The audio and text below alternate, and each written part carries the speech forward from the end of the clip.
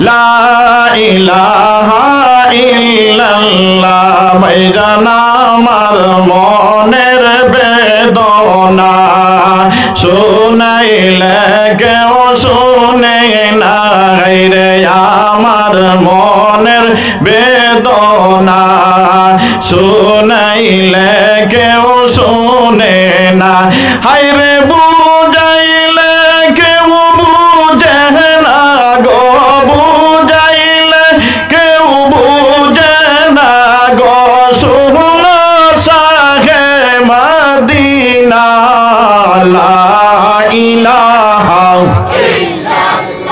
জোরে লা ইলাহা ইল্লাল্লাহ লা ইলাহা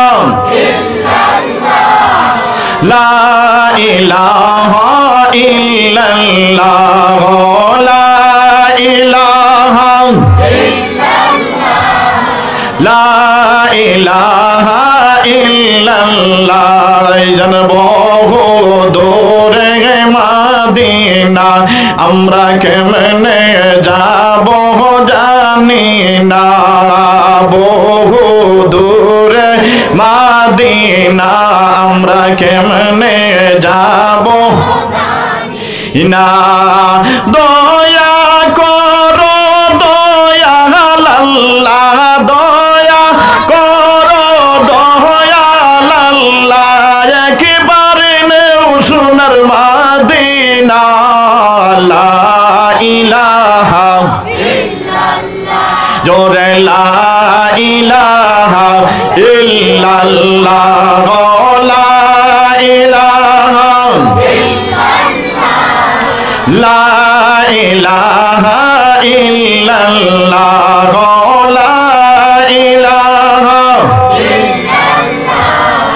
লা ইলাহা ইল্লাল্লাহ আল্লাহ আসমান জমিন বানাইলা কি যে সুন্দর করিলা আল্লাহ আসমান জমিন বানাইলা কি যে সুন্দর করিলা হায়রে তাহার মাঝে শ্রেষ্ঠ রূপে আল্লাহ তাহার মাঝে শ্রেষ্ঠ রূপে দয়াল নবীকে পাঠাইলা লা ইলাহা ইল্লাল্লাহ জোরে লা ইলাহা ইল্লাল্লাহ লা ইলাহা ইল্লাল্লাহ লা ইলাহা ইল্লাল্লাহ লা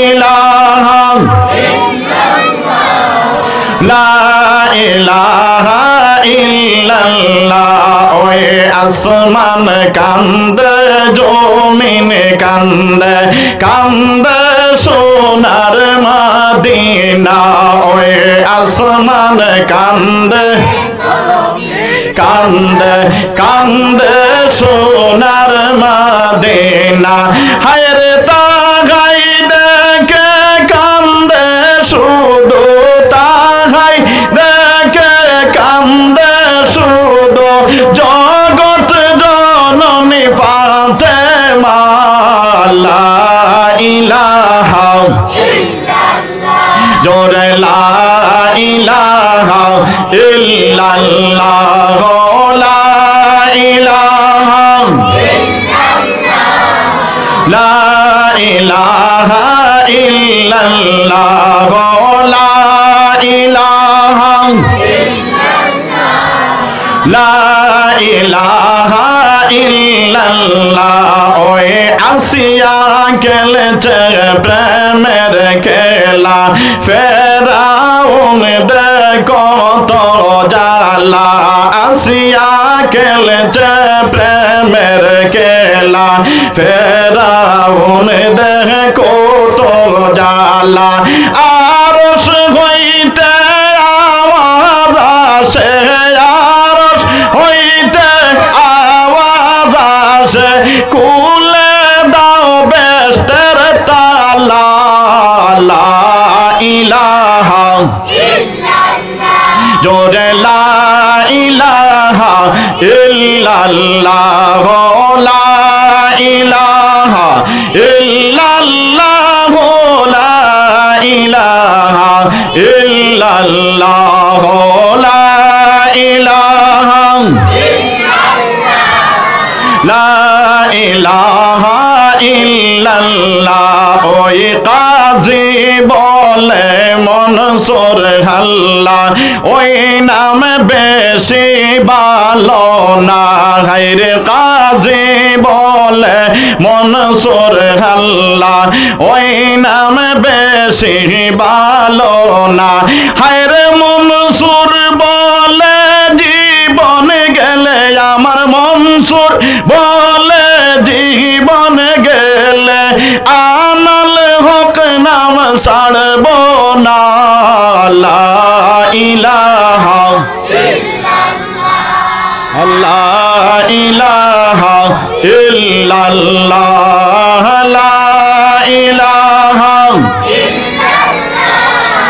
লা ইলাহা ইল্লাল্লাহ লা ইলাহা ইল্লাল্লাহ লা ইলাহা ইল্লাল্লাহ লা ইলাহা ইল্লাল্লাহ মুহাম্মদ রাসূলুল্লাহ সাল্লাল্লাহু আলাইহি সাল্লাম। সম্মানিত ভাই, সাউন্ড একটু কমে গেছে, আপনার জায়গায় চলে আসছে, একটু বাড়িয়ে দেন, সাউন্ড একটু বাড়িয়ে দেন। সম্মানিত আজকের এই মাদ্রাসার বাৎসরিক ওয়াজ মাহফিলের সভাপতি সাহেব, উপস্থিত মুরব্বিয়ানে কেরাম, আমার প্রাণ প্রিয় যুবক ভাইরা,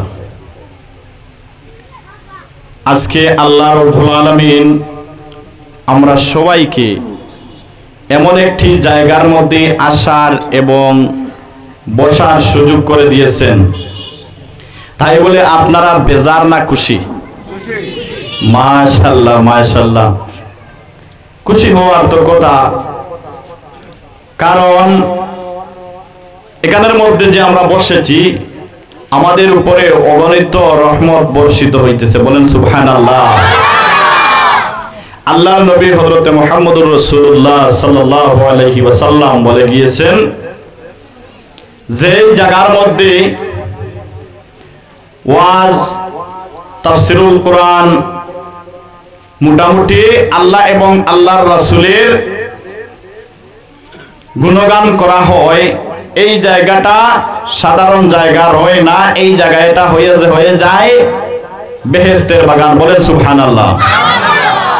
এখন এই যে যতটুকু ঘেরাও করা হয়েছে এইটা হয়েছে বেহেশতের বাগান, কিন্তু এই যে যতটুকু ঘেরাও করা হয়েছে এর বাইরে কিন্তু একজন আছে।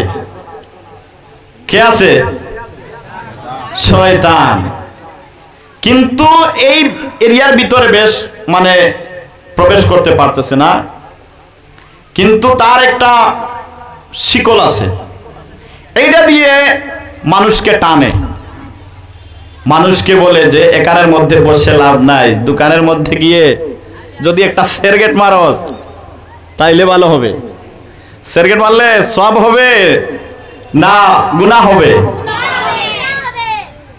কিছু কিছু আলেমরা বলেছেন মানে মুবা, কিছু কিছু আলেমরা বলেছেন, মুফাসসিররা বলেছেন, ধার্মিকরা বলেছেন যে মকরু, কিন্তু তহরিমি নয়। কিন্তু এর মধ্যে অনেক বড় ক্ষতি, এর মধ্যে কি আছে? অনেক বড় ক্ষতি। বর্তমানে দেখা যাচ্ছে যত মানুষ ক্যান্সারে আক্রান্ত হচ্ছেন এইগুলা বেশিরভাগ যারা মদ পান করে, ড্রাগস মারে, সাদা খায়, সিগারেট খায়, এগুলার থেকে বেশি হচ্ছে। তাইলে বন্ধুগণ, আমরা যাদের অভ্যাস আছে এগুলা আমরা ছাড়ার চেষ্টা করব, বলেন আল্লাহুম্মা আমিন। এটা ছেড়ে দেওয়া ভালো। ছাড়লে কি হলো? এক আমাদের টাকা বাঁচলো,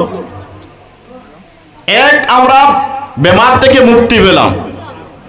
আচ্ছা, যদি কোনো বেমার হয়, বড় আকারে যদি কোনো বেমার হয়, তাইলে ঘরে বসা যাবে?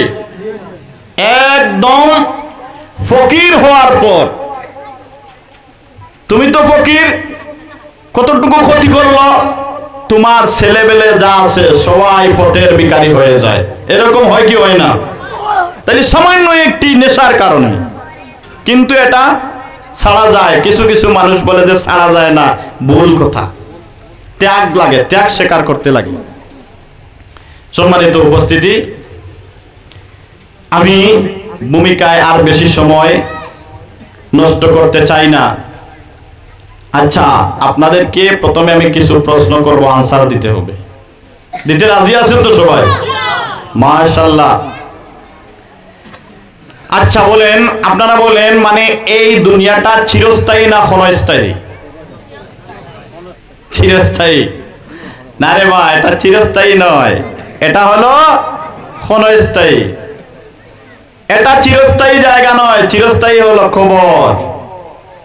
কবরের মধ্যে চিরজীবন তোমার ছেলে আসবে, নাতি আসবে, পতি আসবে, অনেক আসবে যাবে, কিন্তু তুমি থাকবা কবরে। এই যে কবর, আমরা শুধু মৃতদেহকে নিয়ে যাই, মাটি দিয়ে আসি, কিন্তু এটা চিন্তা করি না যে এটা কয়েকদিন পরে আমার জন্য অপেক্ষা করতেছে। আমরা কি চিন্তা করি? আমরা চিন্তা করি না। আমরা শুধু তাইস পয়দা হয়ে যায়। কিছু কিছু মানুষ কবরে যায় না, শুধু জানাজার নামাজ পড়ে দিল, শেষ। আল্লাহর নবী বলেছেন, কবরের মধ্যে গেলে ঈমান তাজা হয়। কি হয়? ঈমান তাজা হয়। কবরের মধ্যে যাবেন, অন্তরের মধ্যে ডর আসবে, ভয় আসবে, ক্ষোভ আসবে। বন্ধুগণ আমার, এই যে কবর,